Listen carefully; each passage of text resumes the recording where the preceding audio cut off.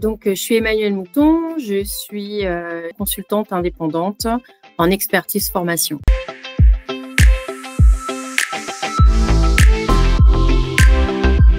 En fait, la question est plus large que ça, c'est-à-dire, je pense qu'il faut remettre tout dans son contexte et aujourd'hui, il faut remettre la formation et les outils formation à la disposition de nos collaborateurs et de leur engagement et leur envie d'aller suivre une formation et de pouvoir développer leurs compétences.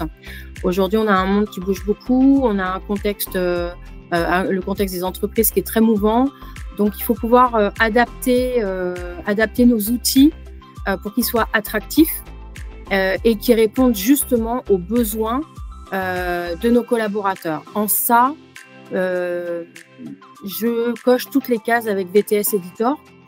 Le côté ludique, le côté qui est engageant, ne serait-ce que par les émotions qu'on peut donner avec les avatars.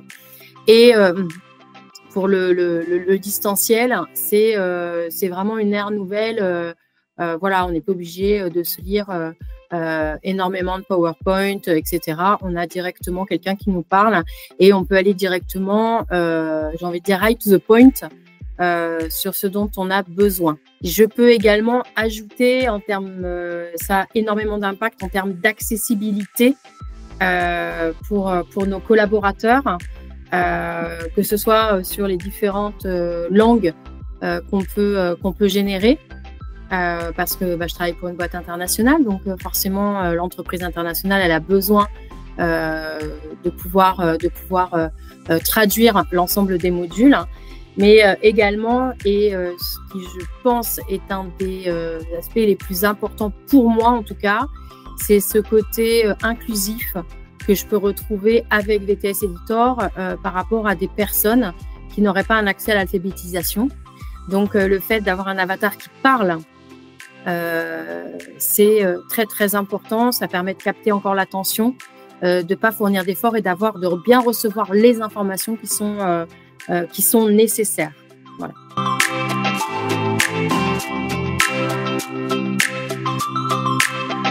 Pour moi, je travaille d'ores et déjà sur pas mal de projets en parallèle. Les projets qui sont en parallèle, bien sûr. Et j'ai envie de dire, c'est plus global même sur la RH, que ce soit sur de l'onboarding de nos collaborateurs, mais que ce soit aussi en complément des formations qui sont déjà faites. À savoir que on a un grand panel de formations. On fait forcément du distanciel, parce que, comme je l'ai dit, on est international, mais et en France, on est partout.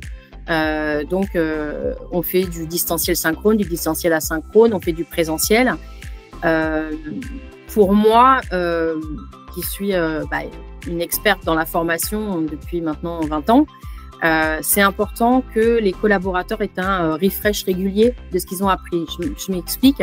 Une formation qui a lieu en février, si le collaborateur a besoin d'une info en novembre, il faut qu'il ait un accès hyper rapide à son information.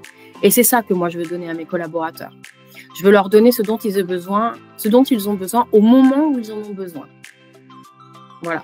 Concernant la stratégie, pour moi, c'est ça, la stratégie. On travaille sur des gros projets. Donc, mon rôle, effectivement, c'est de traduire les orientations stratégiques de mon entreprise et de traduire et de donner les bonnes compétences aux collaborateurs pour pouvoir développer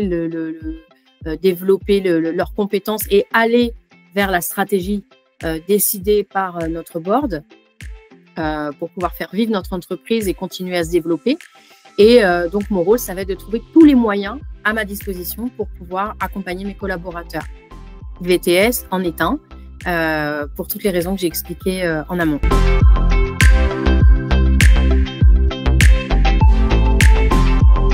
Alors, l'IA, un grand sujet, notamment pour les RH, notamment pour la formation. Donc, effectivement, alors, moi, je l'ai testé de façon très créative et ce qui m'a beaucoup plu pour pouvoir générer ne serait-ce que des images comme une roue, le monde, un environnement industriel, parce qu'on est quand même un manufacturier, avec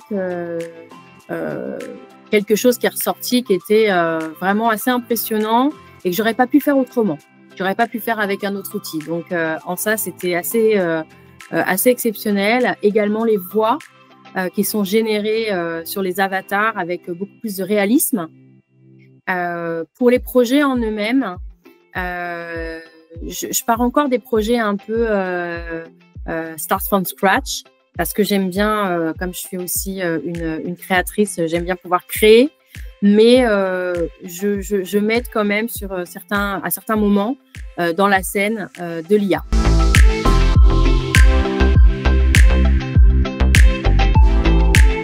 J'utilise les blocs parlés, les blocs émotions, parce que j'ai envie de capter mon auditoire. Je vais utiliser beaucoup la vidéo, je vais utiliser les flags parce que j'aime bien faire des allers-retours et proposer à mes collaborateurs d'avoir un choix. Donc, je vais renvoyer notamment via le Veriflag vers mes menus parce que j'ai pas envie de donner forcément une expérience linéaire. Et je veux pouvoir donner à mes collaborateurs cette opportunité d'aller où ils ont envie, au moment où ils en ont envie, comme pour les raisons que j'ai pu vous expliquer avant. Donc voilà, j'utilise, je pense, les boutons aussi. Les boutons, les commentaires en termes de feedback, c'est-à-dire qu'est-ce qu'on peut, à la fin d'une séance, vouloir donner l'opportunité aux collaborateurs de me donner un feedback et de pouvoir améliorer encore mon expérience, enfin, l'expérience que je lui offre. C'est très, très important. J'utilise pas encore le scoring, mais ça va venir parce que ça me paraît également très, très important et essentiel, notamment en HR.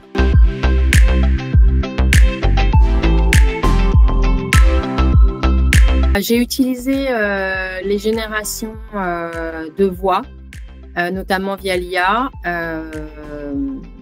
la traduction, parce que je suis obligée de traduire tous mes modules, parce que moi j'ai un public, donc je dois utiliser le français, l'anglais et le néerlandais.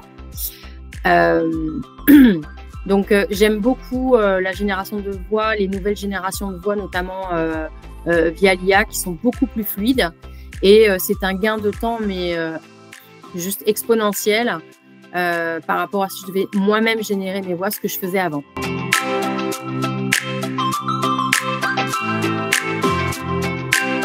Non, pas encore. J'ai pas vécu encore de problématiques de déploiement. Alors après, c'est marrant parce que plus on propose quelque chose d'avancé, plus les gens ont leur imaginaire qui part et plus on nous demande des choses, voilà. Mais bon, après, c'est du présentiel en fait, hein, donc non, j'ai rencontré aucun souci. Non, les exports sont simples et les réimports sur nos plateformes LMS sont simples aussi, j'ai pas de sujet.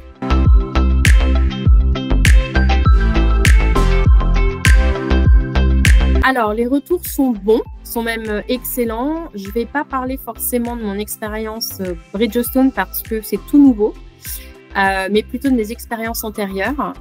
Les retours étaient excellents. J'ai, par le passé, sur un autre poste, créé notamment tout un parcours onboarding avec un système d'ascenseur qui permettait d'aller dans les différentes fonctions support du groupe. Avec où voilà, on y allait et puis finalement le collaborateur, on avait recréé tout l'interface avec l'interface tout l'intérieur de l'entreprise et le collaborateur via un ascenseur pouvait monter dans un étage, l'étage qui lui convenait, que ce soit la HR, l'IT, la paye, etc. Il rentrait sur un étage, il pouvait aller à droite, à gauche, il y avait des bureaux mentionnés recrutement, formation. Et du coup, c'était très, très agréable pour eux parce qu'ils rentraient dans le bureau et il y avait un espèce d'échange avec ces questions qui était vraiment, vraiment très intéressant. Donc, beaucoup de plaisir et quelque chose de très innovant qui avait énormément plu.